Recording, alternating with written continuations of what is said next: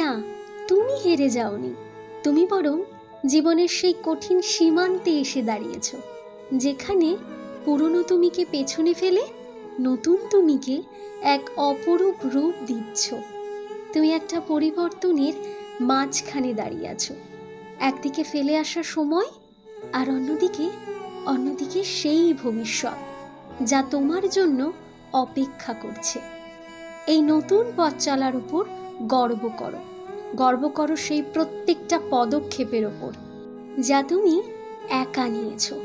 গর্ব করো সেই প্রত্যেকটা পরিবর্তনের ওপর যা হতে কেউ দেখেনি, কিন্তু যা ভেতর থেকে তোমাকে শক্ত করে তুলেছে। মনে রেখো, পরিবর্তনের এই যাত্রাটাও একটা বিজয় যাত্রা, আর তুমি সেই বিজয়ের দিকেই অগ্রসর হচ্ছ।